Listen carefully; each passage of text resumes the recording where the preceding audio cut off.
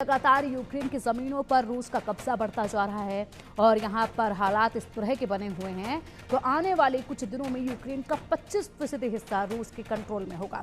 Zelensky के सामने Ukraine तबाह बर्बाद होता जा रहा है। पुतिन को रोक पाना जेलेंस्की के लिए असंभव होता जा रहा है। नतीजा, जेलेंस्की की अकड़ अब टूट रही है और वो दुनिया भर के ताकतवर देशों से अपील कर रहे हैं कि पुतिन पर युद्ध विराम के लिए दबाव डाला जाए। अब सवाल ये है कि क्या पुतिन इतनी आसानी से मान जाएंगे? जो जंग पुतिन 3.5 साल से लड़ रहे हैं उसे रोकने की कीमत बहुत बड़ी हो सकती है। इस रिपोर्ट में देखिए विस्तार से पूरी जानकारी। दिन रात यूक्रेन पर बमबारी, पुतिन का गुस्सा प्रलयंकारी।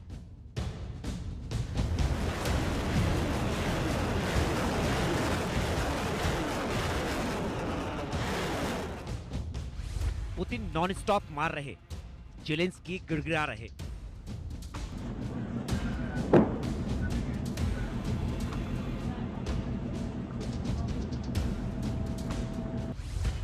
पुतिन का पारा हाई है, यूक्रेन में महा तबाही आई है।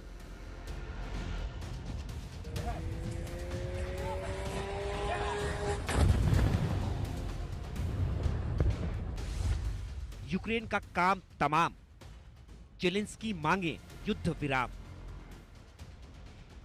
रूस यूक्रेन महाजंग में भले ही जेलेंस्की झुकने को तैयार ना हो, लेकिन पुतिन के ताबड़तोड़ प्रचंड हमलों से यूक्रेन लगातार दहल रहा है। यूक्रेन के कई हिस्सों को रूसी सैनिकों ने कब्रिस्तान में तब्दील कर दिया है। बड़े बड़े शहर खंडहर बन रहे हैं। कुल मिलाकर यूक्रेन न सिर्फ तबाह और बर्बाद हो रहा है, बल्कि उस कगार पर है जहां जेलेंस्की को यूक्रेन का अस्तित्व बचाना भी मुश्किल होता जा रहा है।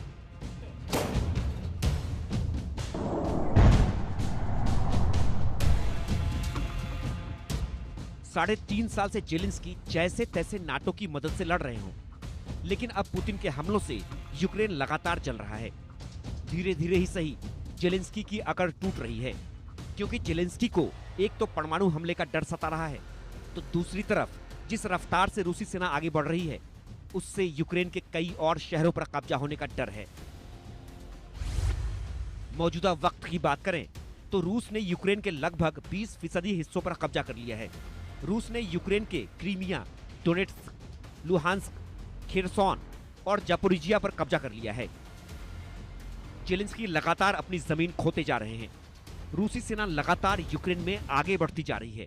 अब ऐसे हालात में जेलेंस्की करें तो क्या करें? सरेंडर करने को तैयार नहीं, हार मान नहीं रहे, वहीं पुतिन रुक नहीं रहे। अब यूक्रेन में जितनी बर्बादी हो चुकी है उससे ज्यादा ना हो, इसके लिए यूक्रेन दुनिया भर के ताकतवर देशों से युद्ध विराम की गुहार लगा रहे हैं।